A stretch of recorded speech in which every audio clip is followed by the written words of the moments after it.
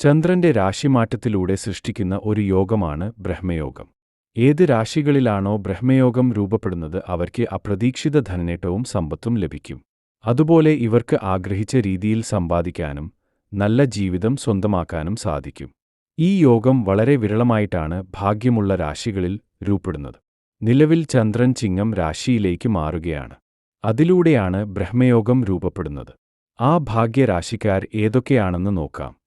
ഇടവരാശിക്കാർക്ക് ബിസിനസ്സിൽ ഉയർച്ച, നഷ്ടത്തിലായിരുന്ന കച്ചവടം ലാഭത്തിലാകും, ആഗ്രഹിച്ച രീതിയിൽ വാഹനം വാങ്ങാൻ സാധിക്കും. വൃശ്ചികം രാശിക്കാർക്ക് ജോലിയിൽ നല്ല ഉയർച്ച, ശമ്പള വർധനവ്, മികച്ച കമ്പനിയിൽ ജോലി, വിദേശത്തേക്ക് പോകാൻ ആഗ്രഹിക്കുന്നവർക്ക് അത് നടക്കും. ചിങ്ങം രാശിക്കാർക്ക് വളരെ സന്തോഷകരമായ ദാമ്പത്യ ജീവിതം നയിക്കാൻ സാധിക്കും.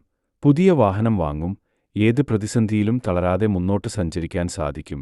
ഇവർക്ക് ഈ സമയം വിവാഹയോഗമുണ്ടാകും, നല്ല പങ്കാളിയെ ലഭിക്കും.